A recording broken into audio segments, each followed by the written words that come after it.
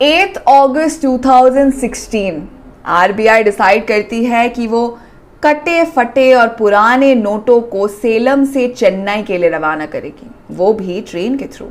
इस कंसाइनमेंट के बारे में कुछ ही लोगों को पता था। कुल 350 करोड़ के नोटों को 266 लकड़ी के बॉक्सेस में रखकर उन्हें ट्रेन में लोड किया गया। साथ ही उस ट्रेन की बोगी को सील किया गया और उसके बगल के बोगी में कुल 18 पुलिस ऑफिसर्स को भी रखा गया तैनाती के लिए।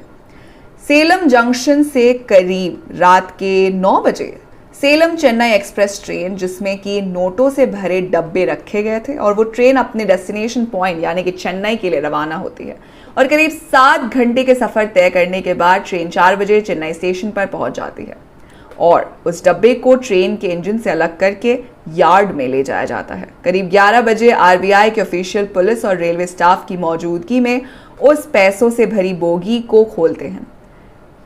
धूप अंधेरे में भी उस बोगी की छत से रोशनी आती हुई दिखाई देती है। जब सभी उस बोगी में आती हुई रोशनी के स्रोत को देखते हैं तो उनकी आंखें फटी की फटी रह जाती है और सभी समझ जाते हैं कि चोरी हुई है। बोगी की छत को किसी ने काट कर एक 2.5 into 1.5 का बड़ा सा सुराख बना रखा था, इतना बड़ा कि जिससे एक आदमी आसानी से निकल सके। बॉक्सेस चेक करने के बाद पता चलता है कि 266 में से 4 बॉक्सेस के साथ छेड़छाड़ की गई है और करीब 5.75 करोड़ के नगद की चोरी की गई है। फिर क्या था? इतनी सुरक्षा के बाद भी जब ट्रेन से नगद की चोरी का मामला सामने आया तो इस केस को सीधा सीआईडी को सौंप दिया गया। सीआईडी का मानना था कि इस रॉबरी में किसी अंदर वाले का ही हाथ है। जब बॉक्सेस लोड हो रहे थे तभी किसी ऑफिशियल की मदद से चोर बोगी में घुस गए और फिर बोगी की छत काटकर बाहर निकल गए, इससे पहले कि वो पकड़े जाए। करीब 2000 पुलिस ऑफिशियल, रेलवे स्टाफ और इस मामले से जुड़े हर इंसान से पूछताछ करने के बाद भी सीआईडी एक डेड एंड पर आ पहुंची थी, पर अभी तक उन्होंने हार नहीं मानी थी। उन्होंने सभी रेलवे स्टेशन के सीसीटीवी फुटेजेस चेक किए, हर टोल नाके तक की भी सीसीटीवी फुटेज चेक की, पर फिर भी कुछ भी पुख्ता सबूत हाथ नहीं लगा।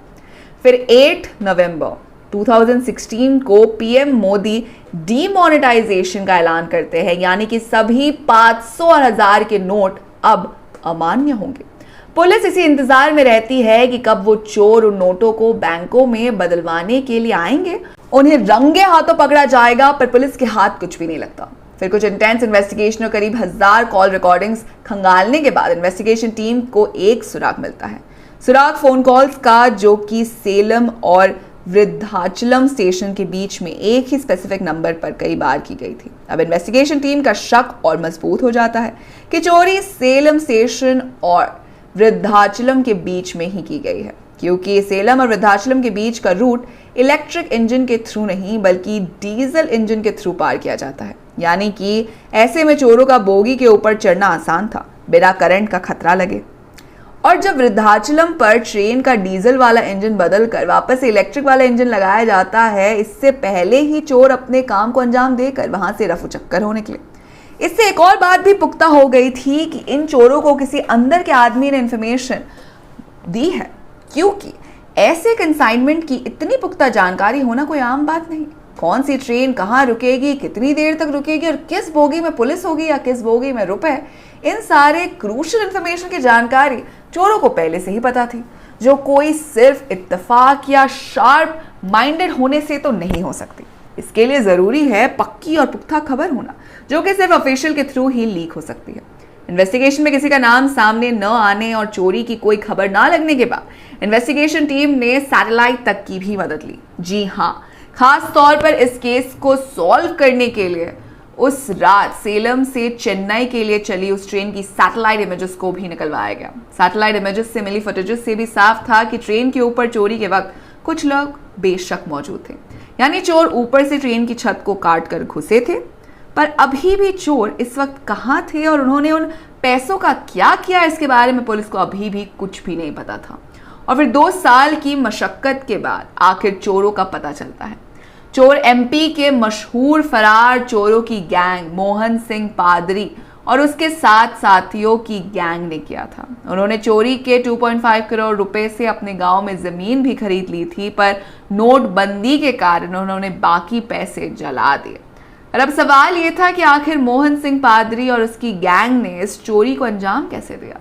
मोहन सिंह पादरी और उसके गैंग ने बताया कि उन्हें पता था कि रुपयों से भरी बोगी इंजन के ठीक बाद लगेगी, पर सेलम और वृद्धाचलम के बीच का रूट इलेक्ट्रिक नहीं है, यानी कि पहले उसमें डीजल इंजन को जोड़ा जाएगा, जिसके बाद वो बोगी सबसे पीछे हो जाएगी और सेलम से लेकर वृद्धाचलम के बीच कुल 47 मिनट तक ट्रेन नॉन स्टॉप चलती है। चलती ट्रेन पर चोर सवार हुए और गैस बर्नर से बोगी की छत काट कर उसमें घुस गए और पैसे चोरी कर समय रहते बाहर भी निकल आए। चोरी के कुछ दिनों बाद तक उन्होंने कई दिन रेलवे स्टेशन और पुल के नीचे बिताए और अंततः अपने गांव जाकर अंडरग्राउंड हो गए।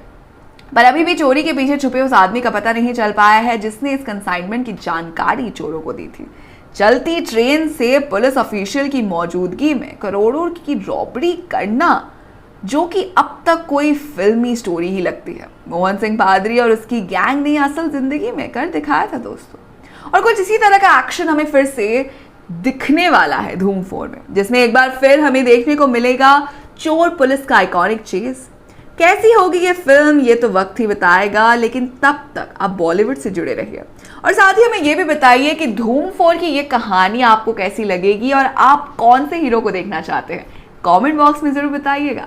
साथ ही अगर आपको वीडियो पसंद आई हो तो इसे लाइक कीजिए, दोस्तों के साथ शेयर कीजिए और फिल्मी दुनिया से जुड़े रहने के लिए सब्सक्राइब कीजिए हमारे चैनल बॉलीग्राज स्टूडियोज को।